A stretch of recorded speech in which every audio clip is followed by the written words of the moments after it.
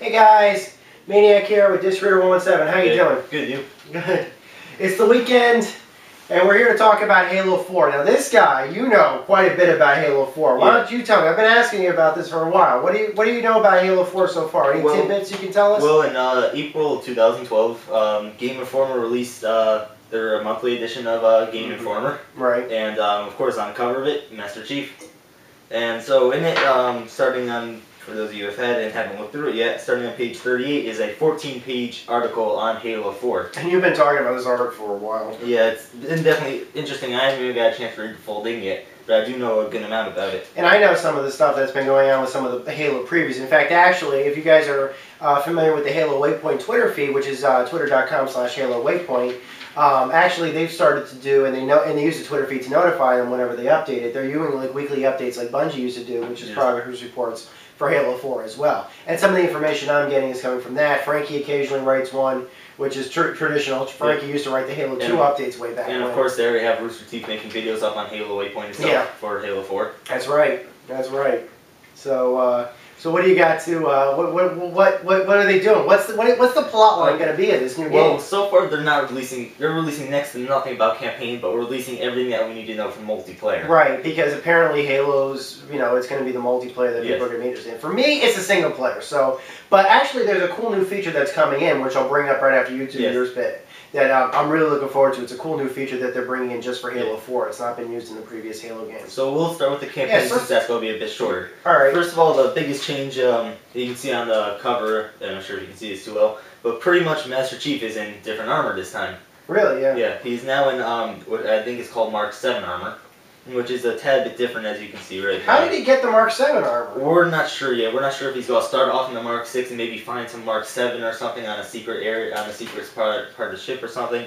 But we know that it's definitely different armor than what he was wearing. He was on when spoiler alert. When Halo 3 ended, Master Chief was on board a UNSC's battle cruiser. Half of it was basically cut off, and that was the half where the hangar was basically.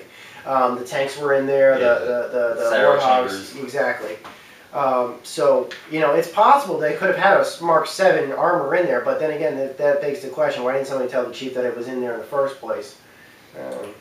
And they also have announced that there's going to be some new enemies that we're going to be fighting, but there's still going to be old ones. As you can see here, they have an elite still in the picture right over here. And the Halo Waypoint confirmed that the grunts are coming back as well. Yes, they will. There will be parts of Covenant. I'm thinking maybe separated parts of the Covenant that don't know that the war is over yet or something. Some of that has happened actually. Some of the Waypoint animated features and stuff like that have shown that at least sometime afterwards, the Covenant might have actually done that. Yeah. I think the Return, actually, Waypoint video, which was an animated graphic novel, was very much kind of about that.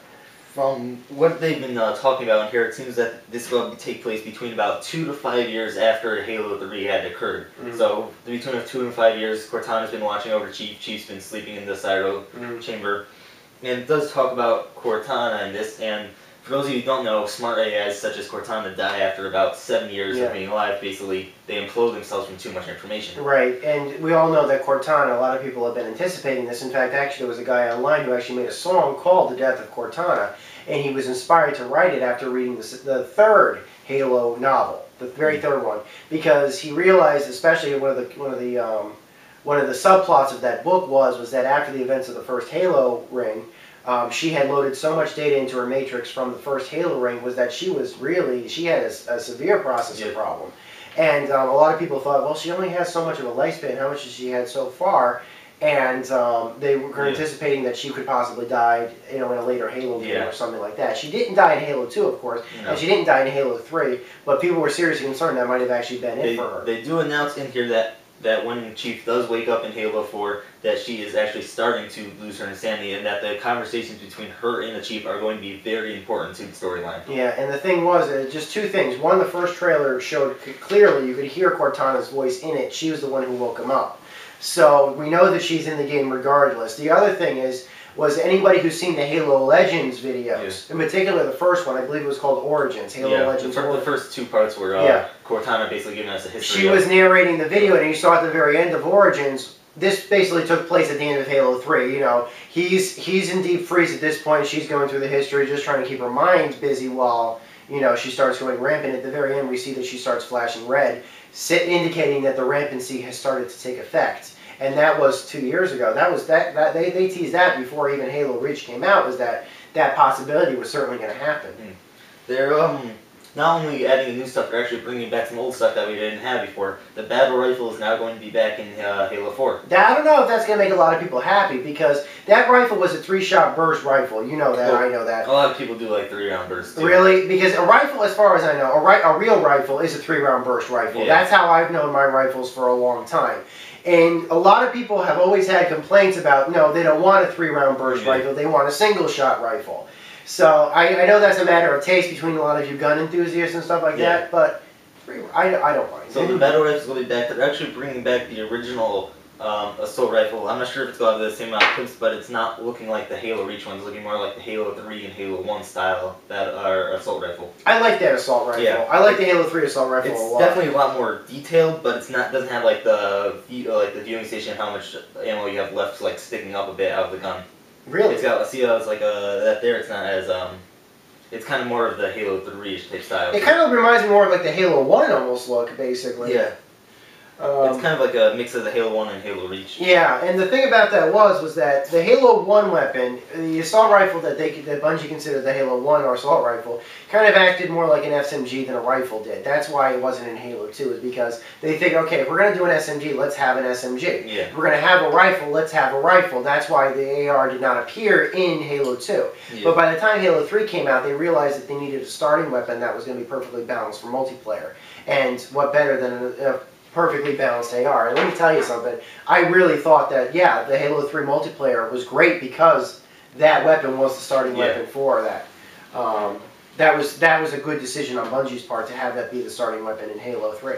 And of course they have the grunts here showing that they are returning. Yeah. But the most interesting part of this article so far is actually right here on the side, and it explains to you history behind the Forerunners, and explaining that Forerunners will take part in Halo 4. Well, we did see at the very end, for people who had completed Halo 3 on Legendary, we know for a fact that the Master Chief and Cortana were floating kind of near what looked to be a Forerunner planet. In fact, actually, they never really followed up on this in Halo 3, but there was a few references in Halo 3 about what the Ark, when they were on the Ark. Yeah. They make it to the map room, and 343 Guilty Spark and the Arbiter and the Chief started having this conversation about what planet that they're orbiting.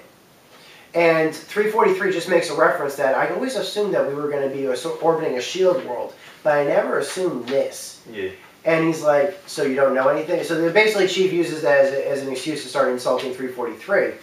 And 343 explains is that I'm only versed in what my installation was supposed to know, in case I ever got captured or caught by the Flood, which was a possibility. I mean, 2401 Penitent Tangent got captured by the Flood. Yeah. It was a possibility that these guys could have been captured. And so basically he only knew what was part of his installation in case his installation ever fell. The other installations could pick up the pace or something like that, or he could have been replaced. And they never follow up on that, but we see at the very end of the Legendary Edition, the Ark was destroyed. When the Halo ring fired, the Ark was destroyed. So, what was the Chief orbiting? And my guess is the Chief was orbiting the planet that the Ark was originally orbiting, since the Ark was now destroyed. Yeah. My guess is this could have been a man-made, or I should say a Forerunner-made planet, like an entirely artificial planet. A lot of people made reference to Onyx, but it couldn't possibly have been Onyx given its location and everything else. It does say that the planet that he was orbiting around is unknown to the humans so far. Yeah. And Onyx is obviously known to a select amount of humans. But and it was accessible by faster than light drives. The part where the Ark was not accessible through traditional faster than light means. It was just far. It was on the edge of the galaxy. If you were to go that far out, you'd be going out for quite a while. It's more like a Harvest type thing, because Onyx is closer to Earth than Harvest was. Right. And the thing is that this planet is about as far away from the Earth as you can possibly get. It really is. The only way to get there was through the wormhole created by the Ark on the planet Earth. Those slips, that little portal basically. That was the only way to get there, was from Earth through the Forerunner portal. So as for single player, that's really all they talk about. They don't. We know the pistol's coming back. I just wanted to sort of put that out there. It was in the teaser trailers. We clearly saw a pistol. It's coming back. So do you want to talk about the multiplayer now? Sure. As for multiplayer, they are completely doing something different that I don't think Bungie ever thought of doing, and that's actually putting a story behind multiplayer experience. And they're talking about having the multiplayer avatars be something that we've not yet actually seen in the Halo continuity at all, nor has it been referenced in anything like the Halo Legends or anything like that, which is Spartan Force. Yep, it says here that after the success of the Spartan 2s and Master Chief, they wanted to continue the Spartan things, going back to the way that Spartan 2s are trained, but more open and less picky on who they'd be choosing, but still make them the traditional Spartan 2 way. Now, can I give a little breakdown to the camera? For those of you who don't know about what the continuity is, about what's a Spartan and what are we talking about, what's a 2, what's a 3, what's a 4, what's a 1, let me just give you a little bit of breakdown on Halo history. The Spartan 1s were the very first. They were basically the best of the best. I guess you would say ODST squads and stuff like that. They were fully grown men that had temporary boosts, steroids, some machine things, and they put them in enormous armor. The closest thing I could possibly assume would be that that has been actually shown of the Spartan 1s was that there was a leftover prototype suit that was used on a battle of Angolas. And it was actually used by just a regular hell jumper, basically, a regular Marine grunt, who basically was ordered by his brass, destroy everything we have on the base on Algoas as the Covenant overran us, and get the heck out off the planet. You know, code protocols initiated. It's probably a suicide run, but you must destroy the base. You must destroy the prototypes inside and all the data around it. Instead of actually allowing it, instead of basically making this a suicide mission, the Marine went by the call sign of Ghost. Decided instead use the prototype armor for a short period of time that he had. The fusion reactor lasted about 15 minutes or so, and he decided after destroying all the data on board in the thing to actually just attack everything. It's my favorite. It's my favorite of the thing, and it was to show that this prototype armor was the predecessor to what would become the Mjolnir armor that the Master Chief would eventually wield. And it was huge. It was bulky. To give you general size of how big this was, it was easily 2 to 3 times the size of George from Halo Reach. Right, exactly. And the thing about it was, it had its own shielding systems. It had its own grenade launchers and rocket launchers and chain gun and everything else. This thing was a tank that stood on. And it had its own jetpack, basically. And the thing was that a normal man was driving it, and he used it at the cost of his own life to save his entire platoon. In fact, actually, his superiors declared him lost on Algo is considered missing in action, which is only a designation reserved for a Spartan. Which could have arguably said he could have been his first Spartan. Or at the very least the first to ever get that honor. Because a Spartan can never be declared killed in action under any circumstances. Only missing in action, even if the brass knew that they were killed. They can only be declared missing in action. As for the second ones, these guys were created by Dr. Catherine Elizabeth Halsey, who George was the one called Mom. Master Chief, George. Right, George. All of them. For those of you who read the books, Kelly, Linda, Fred, Kurt, all of them are... These were basically motivated orphans that were screened for the best genetic material across all the colonies. They were abducted as children, given biological and biomechanical stuff after going through extreme boot camp, ranger school, and everything else. Since they were kids all the way up to their mid-20-ishes. By then there was 30 of them left. After they basically got the biomechanical augmentations and survived that, which only 30 did, they were given the Mjolnir armor that they had, and only people that could actually have survived the biomechanical augmentations could be able to wear it. Otherwise, if you wore that armor, you'd have your arm sheared off just extending it or something like that. Because the armor was designed for somebody with those reflexes. It enhanced their reflexes, it enhanced their sight, their ability, made them stronger, faster, tougher, but only they could actually use that armor. They were the best of the best. The problem was that they cost about the same. One of those guys cost about the same as one battleship. Basically. Then they took a long time to do. So a few years after, when there was only about 15 maybe Spartan 2s left, they decided to come out with a Spartan 3 program. Who was trained by the same guy who did Spartan 2s. I believe his name was Mendoza. And then Kurt Spartans 2051. Right. And they took Kurt, who was a Spartan, and they had him train him as well. And the Spartan 3s would be Carter, Kat, George, not George. These guys were revenge-motivated orphans of war. They were designed by the top brass, in secret from Halsey. Halsey did not know about them. And they were designed basically do Spartan 2s, but make them better, cheaper, stronger, basic, and not as good. But the thing was about the Spartan 3s was they were literally a suicide squad, a dirty dozen, if you will. They were able to train about 300 of them at a time. More than 200 of them made it out of training. So by the end they were able to get cheaper, a lot faster, and they put him on high-risk suicide missions, basically. And then they just decided simply, once they put him in the high-risk mission, when they all got killed, just basically get a whole new bunch and just do it all over again, basically. The guys in Halo Reach, the squad of Halo Reach were made up of mostly Spartan 3s. Carter, June, Kat, Noble 6, who I don't remember, and Emil were all Spartan 2s. Only George was... I'm sorry, was Spartan 3s. George was only only George was a Spartan 2. Other than George and Kurt, they're the only 2 Spartan 2s who have any missions to do with Spartan 3. As far as we know, yes. I don't believe the Master Chief ever knew about them or anything else, nor did any of the other surviving Spartans, I don't think. So that's it. So what are the Spartan 4s? We've heard about the Spartan 3s, we've heard about the Spartan 2s, we've even kind of seen the Spartan 1s a little bit. What's a Spartan 4? Well, a Spartan 4 is going to be just like a Spartan 2, except not trained as tough or anything, but they'll still be considered to be Spartans. And they train on the UNSC's largest ship. I can't remember. Forward Until Dawn? Yeah, Forward Until Dawn. And this is where all the multiplayer is going to take place. Right, you'll have a multiplayer avatar which you'll be able to deck out, just like you did in Halo Reach. You're going to start off on the ship, obviously. It's going to have a holographic training room, which is going to change to... Star Trek! It's going to change to any environment that you need it to play, so that's where all the multiplayer matches are going to take place on. So they're basically bringing Star Trek's holodeck into Halo. One thing I'm a little mad about that they're doing this, I think that they're taking away from the way Halo's multiplayer is being played, is that it's now going to be customized loadouts. You're going to level up, you're going to unlock armors, you're going to unlock loadouts such as jetpacks, stuff like that, and you're going to unlock weapons to start off with. You can start off with, obviously, like rocket launchers, sniper rifles, they did say that, but I think that they're going to keep it to where you can still find those weapons on the map. That's pretty cool.